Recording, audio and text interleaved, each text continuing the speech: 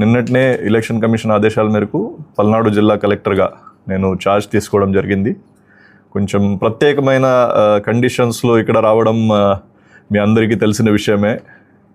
ఎప్పుడు లేని విధంగా జనరల్గా ఎలక్షన్ కమిషన్ ద్వారా కలెక్టర్స్ ఎస్పీలు మారడం పోల్ తర్వాత జరగడం చాలా తక్కువ ఉంటుంది. బట్ మన జిల్లాలో ఈ పోస్ట్ పోల్ వైలెన్స్ కొంచెం ఎక్కువ జరగడం వలన ఎలక్షన్ కమిషన్ కొంచెం సీరియస్గా తీసుకొని నాకు ఇక్కడ పోస్టింగ్ ఇవ్వడం జరిగింది. సో దాని మేరకు మనకి ఉన్నటువంటి ప్రత్యేకమైన పని ఇప్పుడు కౌంటింగ్ సజాబ్గా నిర్వహించడము, పీస్ఫుల్గా కౌంటింగ్ పూర్తి చేయడము, కౌంటింగ్ తర్వాత కూడా ఎక్కడ అవాంఛనీయ ఘటనలు జరగకుండా చూడడము. డిస్ట్రిక్ట్ అడ్మినిస్ట్రేషన్, పోలీస్ అడ్మినిస్ట్రేషన్ అందరూ కలిసి ఈ పని చేయాల్సిన అవసరం ఉంటుంది. ఇప్పుడు ఒక సరదాగా ఒక విషయం చెప్పాలంటే, గతంలో కూడా నేను ఉమ్మడి గుంటూరు జిల్లాలో పని చేసి ఉన్నాను. అప్పుడు కూడా గుంటూరు మున్సిపల్ కమిషనర్గా వచ్చినప్పుడు ప్రత్యేకమైన కండిషన్స్లోనే రావడం జరిగింది. కొంతమంది మీ విలేకరులలో కూడా పాత వాళ్ళు ఉంటే 2018లో డైరియా వలన గుంటూరు టౌన్లో ఇది జరిగినప్పుడు తాత్కాలికంగా అప్పుడు ఉన్న గవర్నమెంట్ నాకు జాయింట్ కలెక్టర్ విజయనగరం నుంచి గుంటూరు కమిషనర్గా పోస్ట్ చేయడం జరిగింది. సో అప్పుడు కూడా కొన్ని ప్రత్యేకమైన కండిషన్స్ ఉండేవి. ఇప్పుడు కూడా కొన్ని ప్రత్యేకమైన కండిషన్స్లో గుంటూరు రావడం జరిగింది.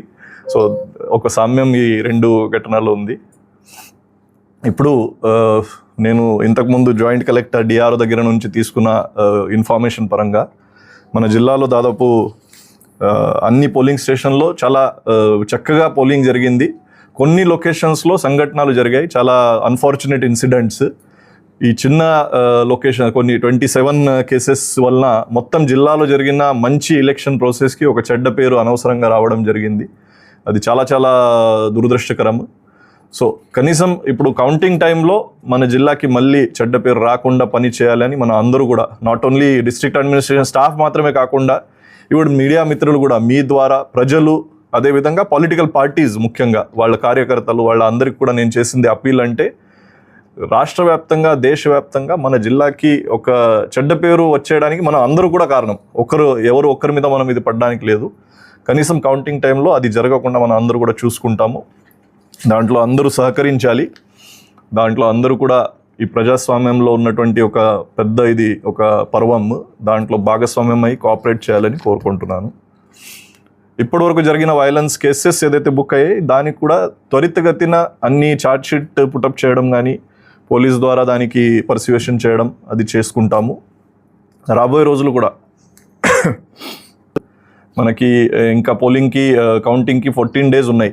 ఈ 14 days కూడా అన్ని కాన్స్టిట్యున్సీల వారీగా ఎక్కడ ఈ వైలెన్స్ చేసే వ్యక్తులు ఉన్నారు, ఏదైనా రౌడీ షీటర్స్ కానీ, ఏదైనా బైండ్ ఓవర్స్ చేసిన కేసెస్, దానికి మళ్ళీ పరిశీలించడం జరుగుతుంది. అడిషనల్ బైండ్ ఓవర్స్ ఏమైనా చేయాలంటే అది కూడా చేయించుకుంటాము. గతంలో బైండ్ ఓవర్ చేసిన వాళ్ళు ఈ కేసెస్లో పాల్పడినట్టయితే వాళ్ళ మీద ఆ బైండ్ ఓవర్ కేసెస్ ఇంప్లిమెంట్ చేయడానికి కూడా కఠిన చర్యలు తీసుకుంటాము. బైండ్ ఓవర్ చేసిన కేసెస్లు ఇప్పుడు కేసు బుక్ అయిన మనుషులు వాళ్ళలో ఏదైనా సామ్యం అయితే మనం కరెక్ట్గా బైండ్ ఓవర్ చేస్తామని కూడా మనకి ఒక అసెస్మెంట్ వచ్చేస్తుంది.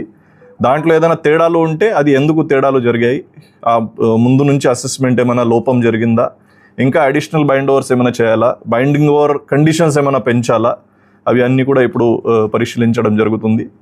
కౌంటింగ్ అరేంజ్మెంట్స్కి వస్తే మన జిల్లాకి total 7 కాన్స్టిట్యున్సీస్లో 7 parliamentary counting halls, 7 assembly counting halls, total 196 counting tables అవసరం ఉంటాయి. దానికి ఒక 700 దాకా మనకి స్టాఫ్ అవసరం ఉంటుంది. వాళ్ళ ట్రైనింగ్, వాళ్ళ ర్యాండమైజేషన్, ఈ ప్రక్రియ ఎలక్షన్ కమిషన్ గైడ్లైన్స్ పరంగా ఇప్పుడు కొనసాగిస్తాము. దాంట్లో ఎక్కడా కూడా లోపం కానీ ల్యాబ్స్ ఉండడానికి అవకాశం లేదు. ఓకే.